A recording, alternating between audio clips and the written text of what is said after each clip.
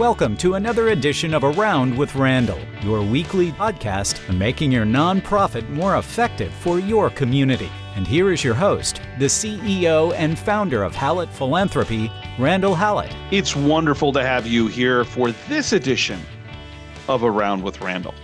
Today, we want to get into the details that surround the issue of proposals. And an interesting article that I picked up, this has been back in February and kind of held on to it because of a lot of other things going on. And now I'm kind of ready to chat and really about what happens after you present the proposal to a major gift candidate and or prospect. So the article comes from the Chronicle of Philanthropy. I'll give you its title because I think it's really a cool title. How one university used data to eliminate zombie proposals and improved big gift fundraising. Written by David Lively and Brashish Ginni. And it all centers around the work done at Northwestern University and this concept of zombie proposals. So let's first and foremost define zombie in the proposal business.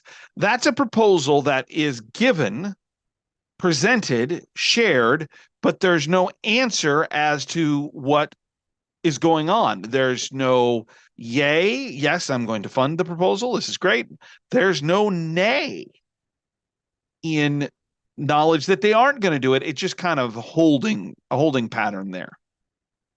What Northwestern did was they went in and looked at details of these kinds of proposals. So let me tell you a little bit about the study, internal, and what the results were.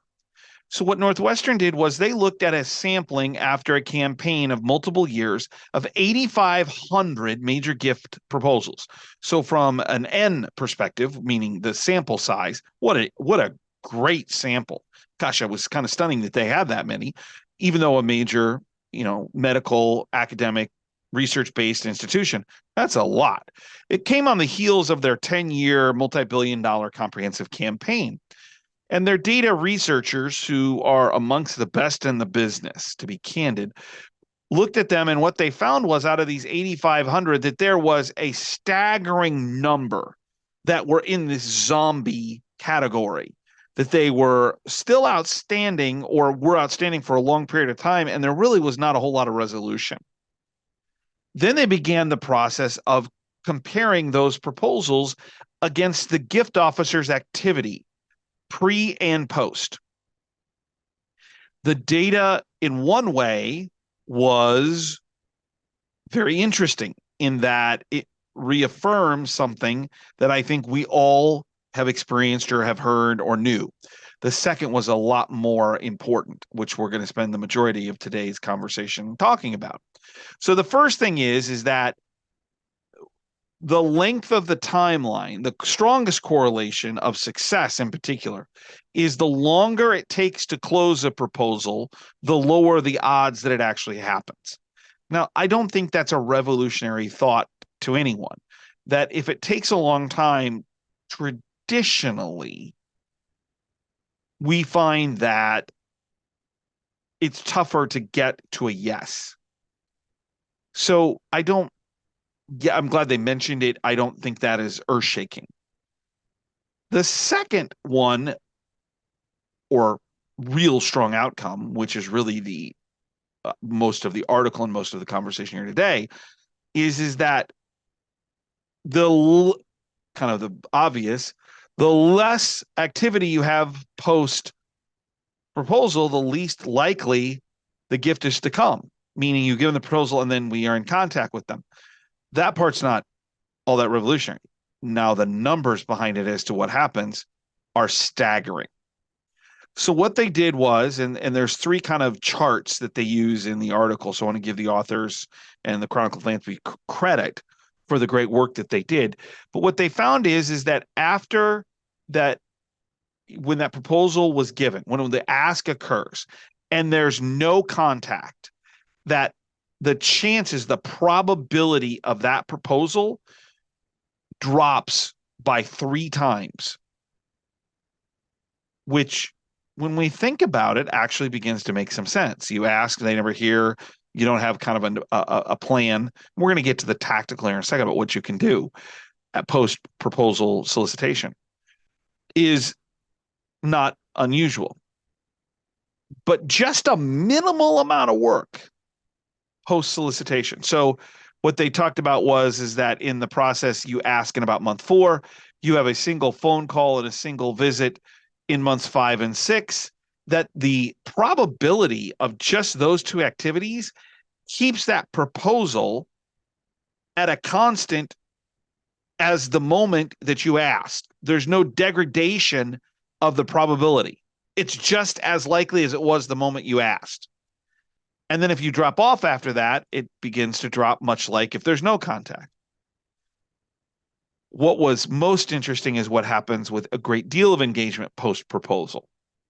So again, you kind of ask in month 4, you have a call in month 5, you have a call in month 6, you involve someone else in the process. In month 7, you have a visit, and eventually you have 2 calls a couple months later. And actually, what's staggering is that the probability of the person making the decision in your particular advantage, meaning they make the gift come to fruition, doesn't remain consistent. It actually goes up. How fascinating is it that the moment that we think of as the most important may actually be not the most important? Because if the probability increases post solicitation by 2, 3, 4, 5%, that means the activity post solicitation might actually be as important or more important to get them over the finish line. To me, this is an earth-shaking kind of conversation, because I believe most of us in the nonprofit world believe that the moment we ask, and the manner in which we ask, and the information we put in front of them is the single precipice where we either make or break ourselves. And what the data is telling us, based on the 8,500 proposals that they looked at, and the ones that were funded and how they were funded, what the contact looked like, both pre and post, and if everything was consistent in the pre of the kind of scenarios, but it was the post that made the difference, then what we do after the proposal becomes quintessential in the ability for us to be successful. Which means what we do in terms of planning needs to change. And what we do in terms of outreach and the thought process of yay and nay becomes more important. And those are the tactical pieces for today. Let me give you one anecdotal story to kind of go along with this. As I was reading the article and I had this happen recently with a client, I thought, hey, this is the right time to kind of put the 2 together. A client who's trying to figure out where they're at with a particularly large gift. And I asked the question, so you've made the solicitation? Yes. How did it go? Great. And then a couple of weeks later and a month later, hey, where are we at? Oh, I don't know. And then 2 months later, where are we at? I don't know. Where are we at? In month 3, I don't know.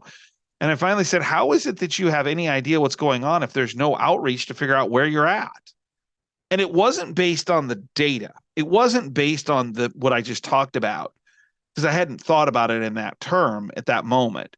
But it was just kind of what I would think of as common sense. Hey, shouldn't we be in some kind of contact here? What did they need for timing to come back to you, or for you to come back to them? Where were they at in their decision-making process? Did you ask how long it would take for them to make a decision?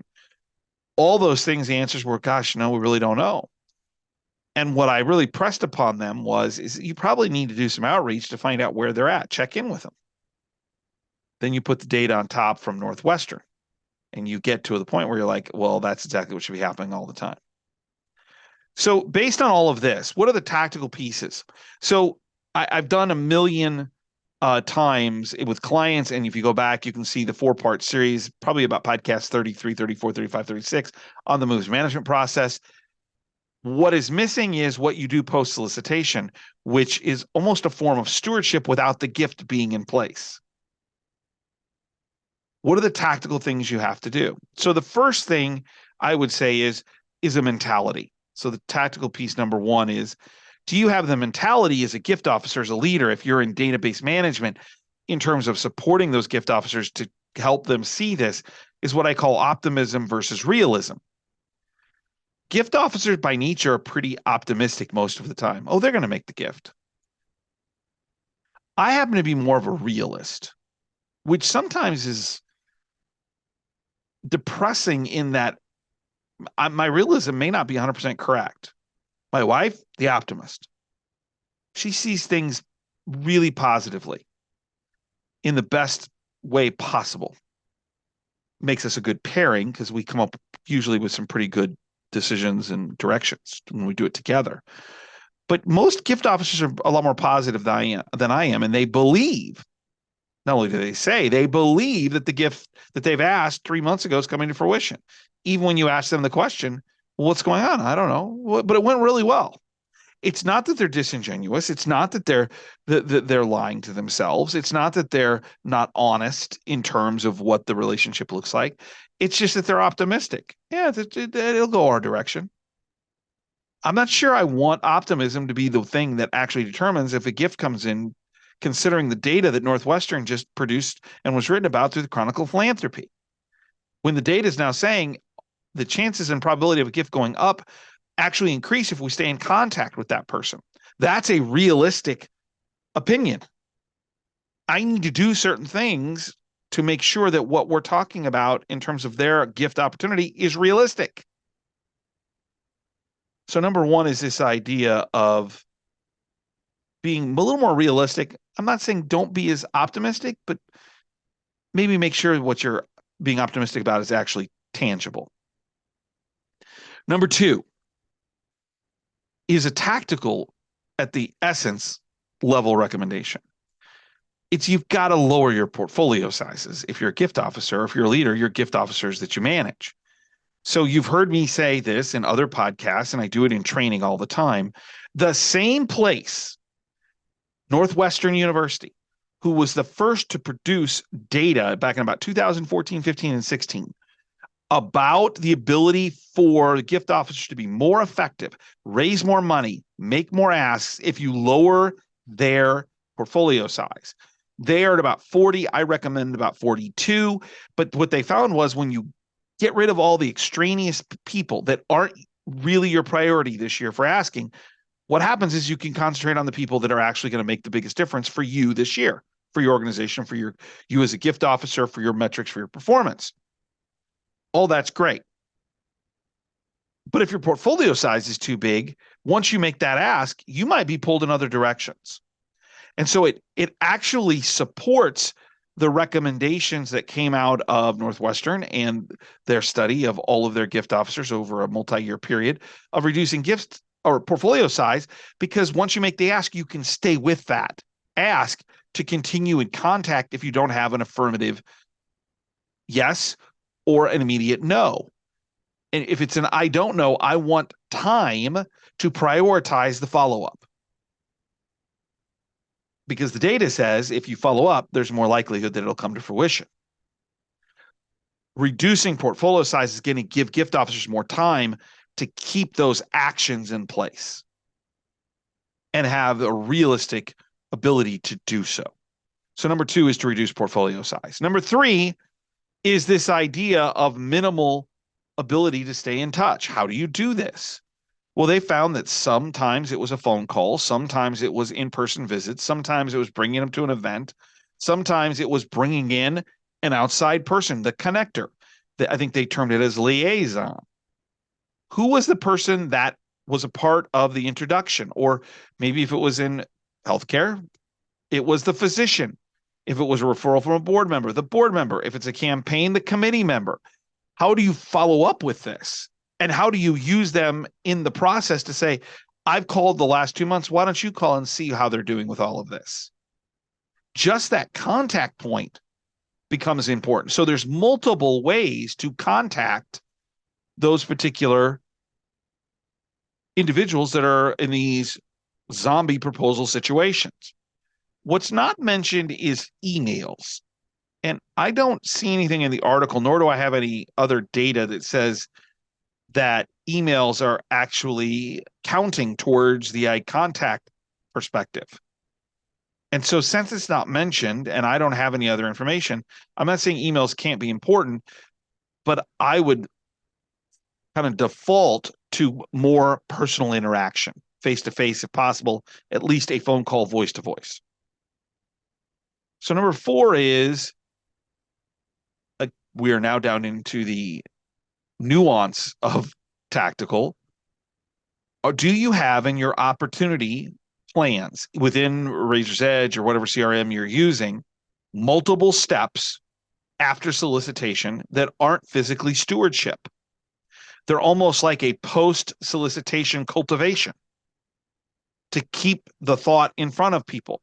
Because if we use our CRMs correctly and they become a planning opportunity, I then, before I just say, oh, I made the ask, and so if you think about an opportunity plan or a proposal plan or an opportunity proposal, whatever you want to call it, in terms of what you're doing with each donor inside the CRM, most of the time it's solicitation and then there's yes or no. But if we don't have yes or no, what is it that you can do to put in some steps to keep in touch? Can you standardize that so it automatically gets loaded until you close the gift or there's a formal no? You need to ensure that we don't forget them in the planning process. One other thing that's kind of a sub point of that, I talk about this a lot, is that we don't ever leave meetings without knowing what the next step is. So when you make the ask, can you give me an idea of how long this might take for you to come to the right decision for you? You're going to need a month. I need to talk to my wife and we're doing some traveling. Great. Circle back in that month. Gosh, I wanted to make sure everything was going well. If you'd had a chance to think about it, gosh, we've been really busy. We had a tough month with some other stuff, baby family business, family health issues. Haven't gotten to it. Oh, would another month be okay? I'm setting up that next step, which then can be applied into the plan, the opportunity within the CRM. Don't leave a meeting without defining what you should be doing next. And you do that by soft asking what they think and how long they need. Number 5 is pretty simplistic. Track zombie proposals in your system. How many have been open for 30, 45, 60 days? And then against that, how many have had contact or some type of action or movement? You'll figure it out pretty quick, which are the ones that are on hold. A simple report. And when they explained how they did it, I went, gosh, that's genius. And like with most genius things, it's pretty simple. How do you track what you're trying to improve? And the last one is what I call the deviation from the way we think of the art of fundraising or the meetings or moves management process. We're trained to ask a lot of how questions, why questions, where questions, because we want the prospect to tell us a lot. When we ask yes, no questions, we generally don't get a lot of information. Why, how, where elicit the opportunity for them to tell stories and we can begin to make connections. But there are points in this moves management process where we need yes, no decisions. And at some point when you ask, or you're following up in these zombie proposal scenarios, you've got to ask the question, are you in or you're out? Now you got to be prepared for the no, but if this is stringing on for 3, 4, 5, 6 months, asking the question, can you tell me a little bit more about what the holdup is? How can I help you get through this? At some point, you just have to ask. I'm not saying it's quick, but you have to ask, are you in or you're out? Is this going to work? Is this something you want to do? Because there is a time limitation to what you do. Don't be afraid of yes, no all the time. Just use it effectively. If you use these 6 things, it will help you figure out how to move people through the process post-solicitation, pre-stewardship, to get more gifts. Increase that probability. That's great data and great research. Give it all credit in the world to Northwestern University. They're the ones who really brought this, and I appreciate the Chronicle of Philanthropy writing more about it in their article. Don't forget, check out the blogs, 2 per week coming out. You can do an RSS feed, get them right to your inbox. Glad to share 90-second reads. And if you want to contact me, that's podcast@hallettphilanthropy.com. We are moving into the halfway point of this year from a calendar perspective. For some, it's getting closer to year end from a fiscal perspective for June 30 year close. What you're doing is critical. We need nonprofits to help fill the holes. All the things that are going on in our world aren't going to be solved by government. They're not going to be solved by corporations for profit. They're going to be, some of them are going to have to either be solved entirely or in partnership with nonprofit work. And that's what we do every day. That's why you're critical. Don't forget what I always say. Some people make things happen. Some people watch things happen. Then there are those who wondered what happened. What we do is to make things happen by partnering with others who want to make things happen for the people and the things in our community that are wondering what happened. And that has value. And that should make your day just a little bit brighter each and every sunrise and sunset, because you're doing good work. I'll look forward to seeing you next time right back here on another edition of Around with Randall. Don't forget, make it a great day.